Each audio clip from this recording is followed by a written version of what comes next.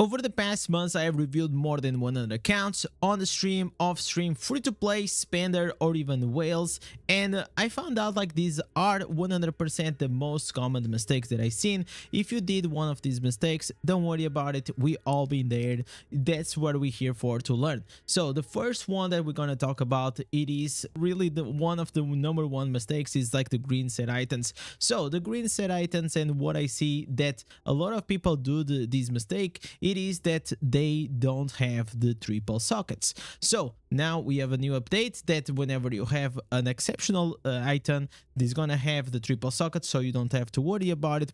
But still, if you're using like items with like just fortitude and willpower, just make sure that you also have the triple sockets. Why it's so important, the triple sockets, is because the triple socket is always the blue one, and this blue normal gem will always give you armor penetration or armor, which is gonna be essential for you to build a strong character. The priority that you should always go, try to always go with the set item bonus. Then you try to go, for example, with the highest combat rating if you're building for PvE and trying to be to push your difficulties. But if not, if you're building for PvP, try to go like with fortitude and willpower and double substats and the triple sockets, and you're gonna be completely fine. The other mistake that I see that is also very common, it is like using the red sockets on the rings. So the red sockets, what it gives is gonna give you damage or life, but these substats, like at this moment after 3 years on the game, they are very low. It is not worth it at all. It is like actually like a bait to have it. So you always want to go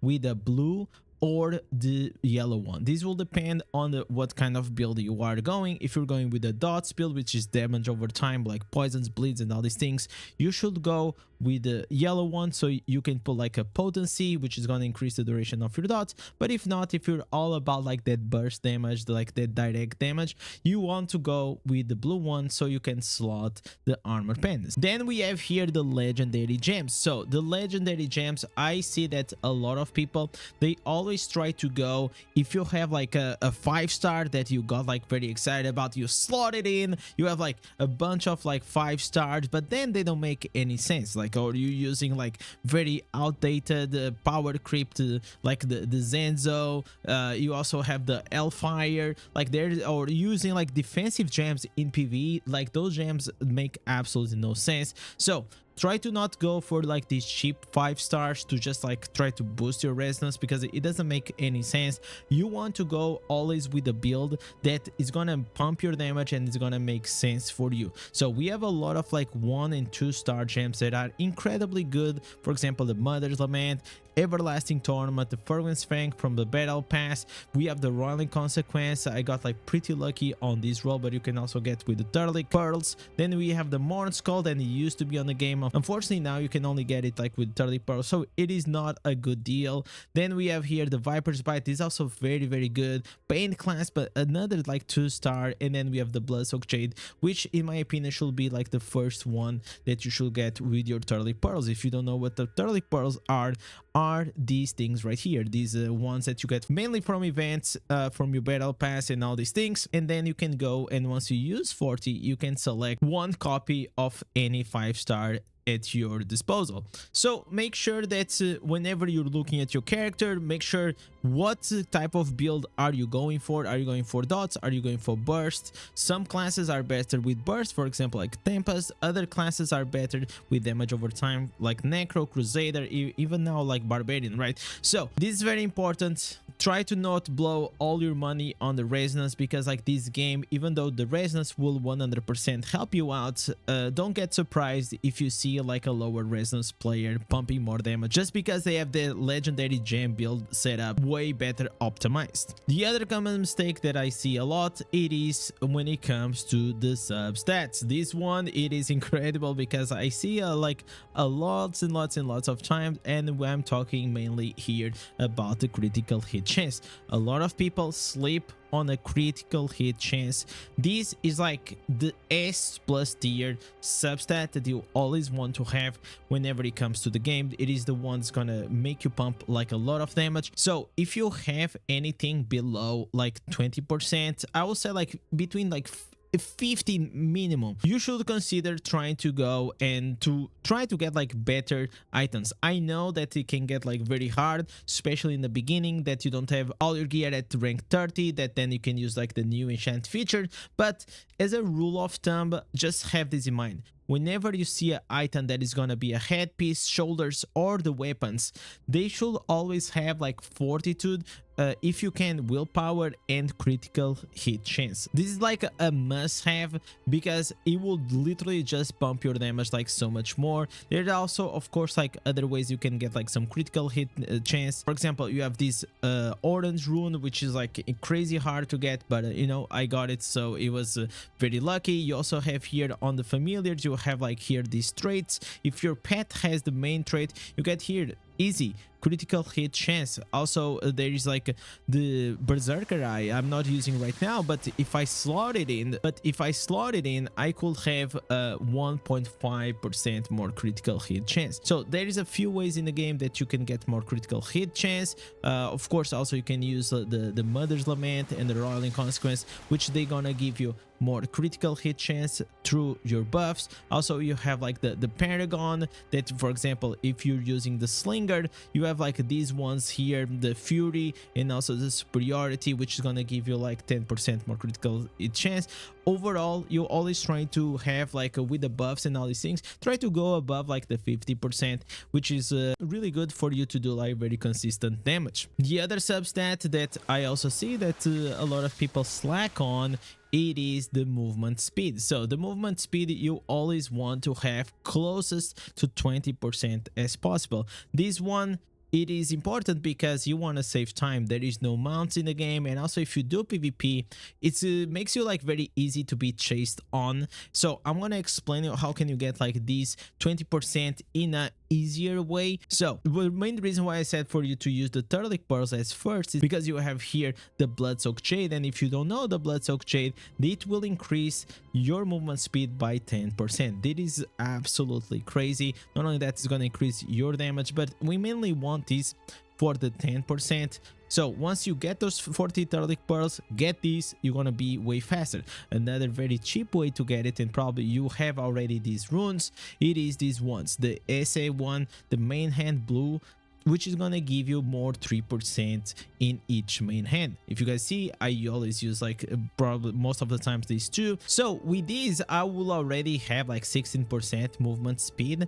But then you can just like slot, for example, a ring like this that it has like 4% movement speed, and you are capped. You are done. You got a 20% movement speed. It is pretty good. But also, if you're a necro or a demon hunter, for example, you got like this agility stance that if you're always in the agility stance, you're gonna have your movement speed increased by 10%. So play around with this, try to see what is your stats, because the movement speed will be very important for your farming and pretty much everything in general. Now moving on into the next point, which is gonna be the secondary attributes. So the secondary attributes that we're talking about the armor pen, potency, and resistance. These ones are extremely important, especially whenever you're trying to build up your character. So of course it's like a puzzle, but every piece is like really important, and the secondary attributes are extremely important, especially if you aim for in the future to do some PvP. But even in PvE, it is very nice because like look at this, I am at Inferno 5 right now, and because I have like 4,600 armor penetration, my critical hit chance is increased by 53%. This is very good. Then we have here the potency, it increased by 16%. So if you are below the secondary attributes required for the difficulty that you're on, and this is probably gonna be your case like in the beginning of the game, well, this is gonna make you like to become like less weaker. But as you keep progressing the game, keep doing your weeklies, your daily gems, and all these things, you just keep progressing into the game.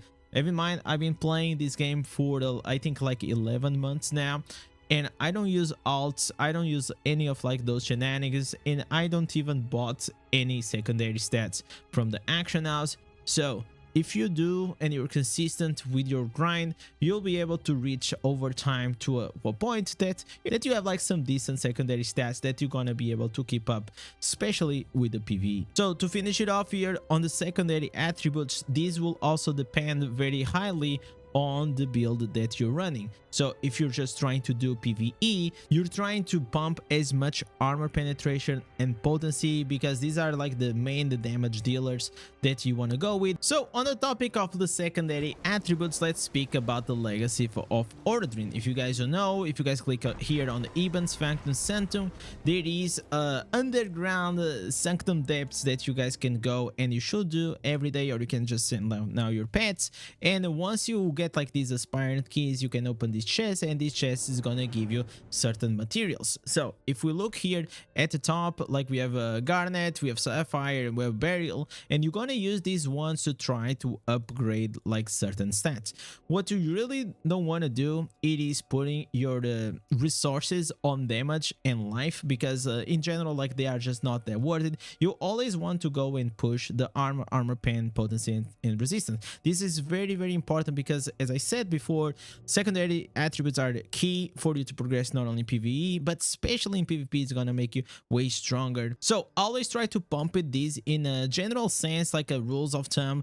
Yellow, red, and purple are crazy good. Then you have like these potency and resistance. These ones are a bit more niche, but if you're starting the game and you're a new player, in general you want to go like with these three, and then the leftovers you want to put on the potency and resistance, and then you just leave it alone, the damage and life, because the benefit that's gonna give you is gonna be very minimal, and you just don't want to waste your resources in there. Another thing is that now it's 2025, so you can also reset these at any time. If you change classes, if you want to try like a dot build, if you want to push your potency, now you have the flexibility to reset these at any time, and I would advise you to. So if you're making any of these mistakes that I said, go there, reset it, and your problem is gonna be solved. Another mistake that I see that is very common is when it comes to Reforge stones or the Reforge sets that are very important for you to build your character correctly. Like if you see here, I have like my PvP Reforge set bonus, where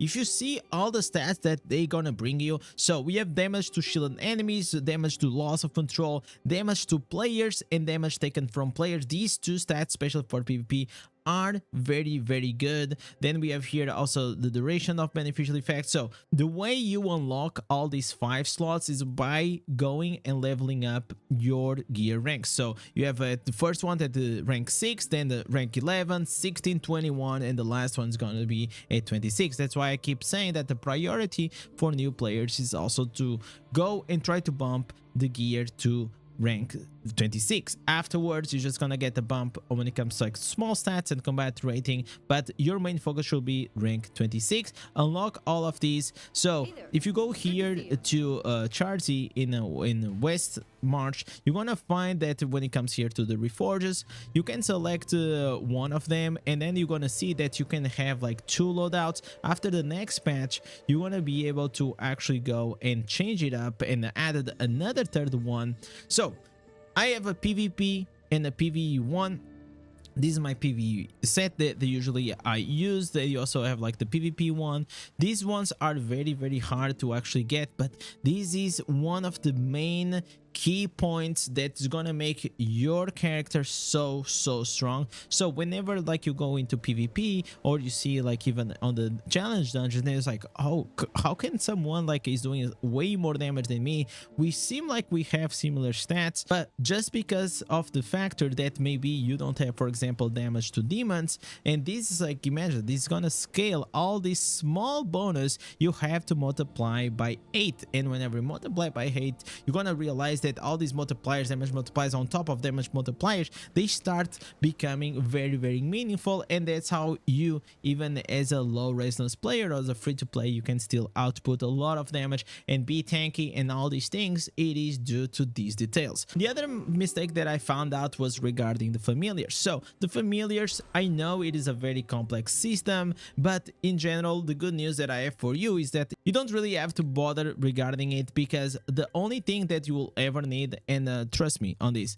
it is gonna be a pet with the savior. So try to go and get the maximum plat as you have, and the rest just get a pet with the savior. And if you're free to play or low spender, you are pretty much done. Of course, like if you're a spender and you have like all these plats and money and all these things, you can try to go and get like, for example, Brand Talon with like savior and also the lingering runes, which is going to be very good for PvE. And then you can also do things like stacking the main legendary trait, so you can have up to like 8% critical hit chance. So there are definitely some benefits that it comes to the spenders that they can do with these, but as a free to play or a low spender, I will not recommend you to waste a lot of resources. Get your savior pet and then you're pretty much gonna be done. The next one, it is gonna be the runes. So as I mentioned before, like I see sometimes people have like lack of movement speed, and then they are putting here some golden runes. So always try to see what the rune actually does and whatever is the benefit that it gives you. Of course, like there are some highlights like the seer. This gives you like an extended buff that is very good for farming, that whenever you kill a mob, it has 9% of chance to explode. Then we have also, of course, like this tier is extremely good. Like these golden ones are so good. But then, for example, I have like this one here on my pants, even though it is an orange one. If you see, it's just like not a big deal, right? Like it's gonna give me a resistance, it's gonna give me an extra shield. Yeah, it can be good, especially for PvP, but it is not a game changer. So I know that having a lot of orange runes looks very exciting, but a lot of times maybe that's not gonna be the right call for your build. And last but not the least, we're gonna talk about Awaken Slots. So if you guys are not aware, if you see like this purple border, it is because I got this slot awakened. So the way you get this slot awakened, you get a gem, 1 star, 2 stars, or 5 stars at rank 4 at least, and then you slot it in. And whenever you go here to the store, nowadays this used to be a very pay-to-win mechanic in the game, but now you can actually go and buy Dawning Echoes. On the materials, you see here Dawning Echo. This used to be only with the 1000 orbs, but nowadays it is 10,000 plat. I know it's gonna still take a bit of time, but as a free-to-play or a low spender, this is like 100% a major priority, because whenever you awaken your slots, you're gonna get like crazy bonus that they are not nerfed, especially in PvP. So if you see here, this last line right here, it says corpse lance damage is increased by 10%. Maybe I have like here another one that's gonna decrease the cooldown. As you see, bone armor cooldown is decreased by 10%, and this is how you see like a lot of like veterans, they have their cooldowns on the main abilities that they are using very much decreased, and it makes it easier for you to reach to that point that you are always like having your buffs. So you see here, like if I buff up, most of the times I will always have my buffs 100% uptime, and this is just like way more comfortable. It makes you that your farming is gonna be like extremely good, and then you just keep spamming the same buttons and do a lot of damage. So these are all the common mistakes that I see from free to play to even like whales that they do. And so I hope like these really help you. If you had any of these mistakes, I hope that you fix it. Don't worry about it. I hope this was educational for you. And with this, only thing that I can ask you is like drop a like, comment down below, type cheese in the comments so I know that you guys are the legends that keep getting this channel through the roof. And with this, thank you for watching, and I catch you guys on the live stream. Peace.